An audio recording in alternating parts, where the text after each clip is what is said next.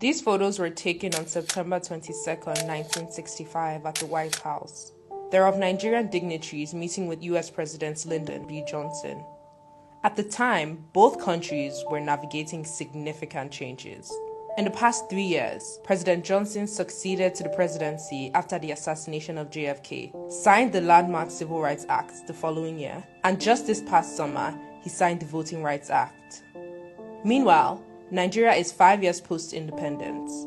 The country held its first general elections in December, but the process ended in a crisis so severe that the US president was briefed about it before this meeting. Yet the main purpose of the meeting isn't about either country's internal challenges. It's about the ongoing conflicts in Vietnam and Kashmir. Nigeria's Prime Minister, Tafawa Balewa, has written a letter to President Johnson addressing these conflicts, and these two men are here to deliver it. Nuhu Bamali is Nigeria's Minister of State for External Affairs and has held this position since 1960. Accompanying him is the Chargé d'Affaires of the Nigerian Embassy in Washington, D.C. The name is Godwin Aloma Onyebula. Just prior to independence, I was transferred to the Foreign Service. Good evening. This is Michael Kubenji with another personal report from the United States. And was last head of the Nigerian mission in Washington, D.C. Most national capitals, like our own in Lagos, are primarily large, important business and commercial centers. But Washington has only one business: government. Before returning in 1966, after the coup, but now as permanent secretary to the then military governor of Eastern Nigeria, Colonel Ojukwu. I just came back from Washington in January 66, and then a week after there was this coup. In Lagos, from all one gathers, the coup is cheerfully accepted, and the Sardona and Akintola are unlamented. Even Balewa's departure from office is likely to be more wept in London than in Lagos.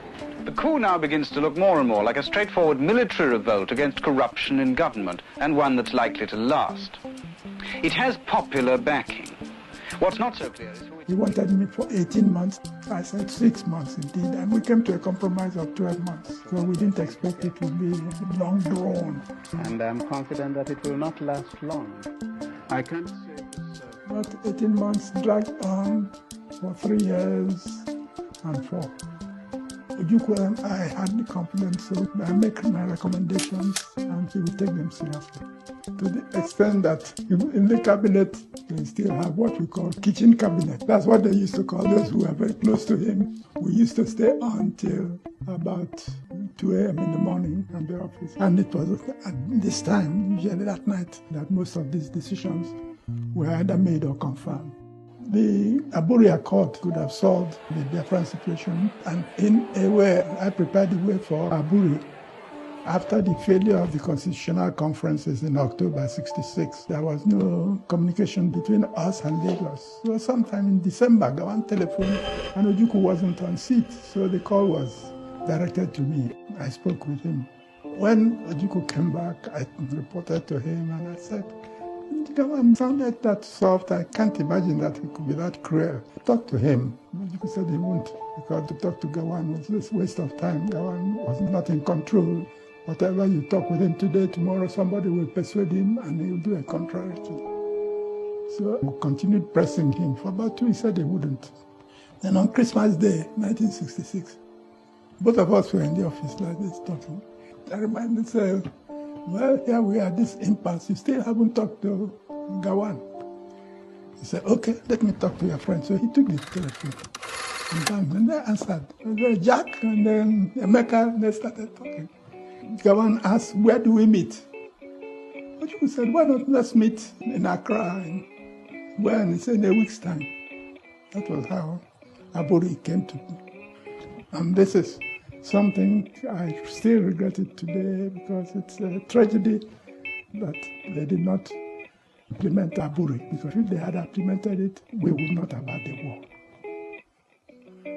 I headed the foreign ministry as chief ambassador of Biafra. And the Americans were also trying to mediate under Kissinger through the offices of Norman Cousin, New York Evening Post. He was a close friend of the president's. So Norman Cousins was the mediator between us and the American government. I was Ojukwu's personal representative at these meetings. So we complimented ourselves in that respect. Most times, the unpopular things, nobody would talk to him. They said, they got to go and talk to your friend. It's a curious thing because both of us are too different temperamentally. He is strong, dramatic, and resolute.